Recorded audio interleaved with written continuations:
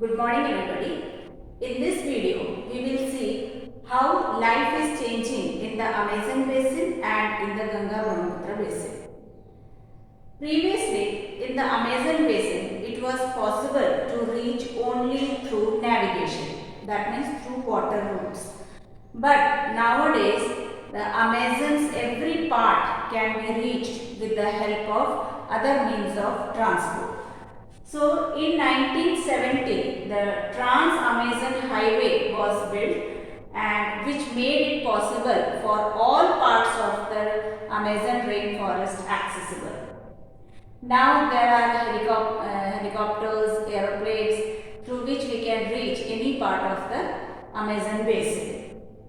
So since highways were built and many transformations were done in the Amazon basin area, so the indigenous population, that means who are the original inhabitants of Amazon basin, those people were shifted from there, they were pushed out, and so these indigenous population were forced to settle in some other areas, in new areas, and they started using their distinctive way of cultivation. So this type of cultivation was called as slash and burn agriculture. So this is a special type of agriculture which is followed by the people who live in the forested areas. So in this type of agriculture, a particular area of the forest is cleared by cutting the trees, and then these trees are burned and the ashes are then mixed with the soil. So it will increase the fertility of the soil. Then crops are grown in that soil, and once few times when crops are grown, the soil will lose its fertility.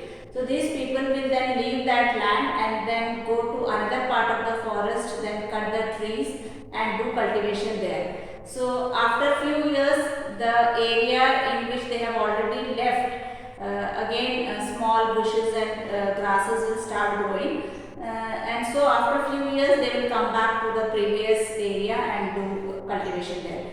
So every time when they move on to the new area, they cut the trees and burn, so that is why it is called as slash and burn agriculture. So this is a special type of agriculture which is followed by people who live in forests.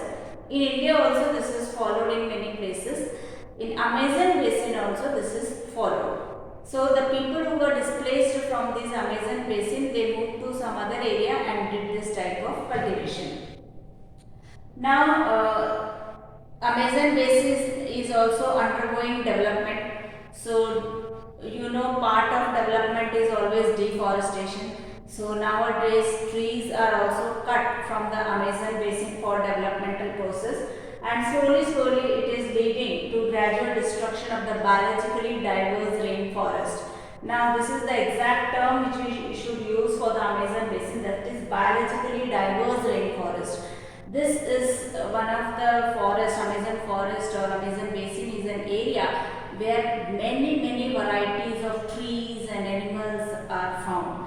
So I think in the whole world this is the only place where most number of trees and wildlife species are found. So this is the biologically diverse rainforest. So slowly it is losing its importance, and people are cutting the trees from there, and this is leading to deforestation, and you know what are the negative effects of deforestation. Soil erosion takes place, soil loses its fertility, topsoil is washed away, and now this lush forest is turning into a barren landscape. So this should be stopped, because this is called as the lifeline of our earth. This Amazon basin is called. So cutting of the tree should stop. Now Ganga Brahmaputra basin is also undergoing a lot of changes. Many cities and towns are located near the Ganga and Brahmaputra river. So there are many new cities with having more and more population because of urbanization. People are moving from rural areas to urban areas. So many cities like Allahabad, Kanpur, Lucknow, Varanasi, then Patna, Kolkata, all these major cities are located near the banks of Ganga and Brahmaputra river, and all these cities are having a population of more than 10 lakh people.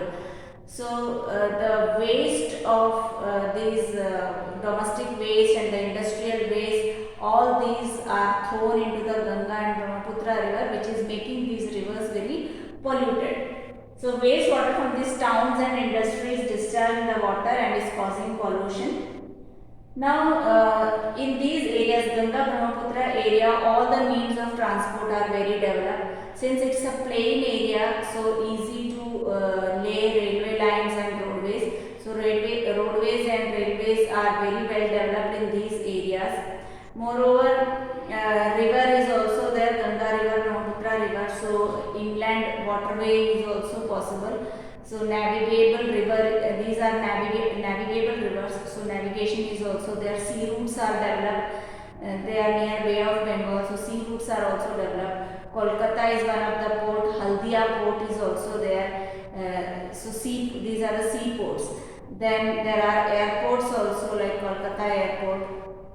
And so airports, seaports, and all type of transportation is well developed in these areas.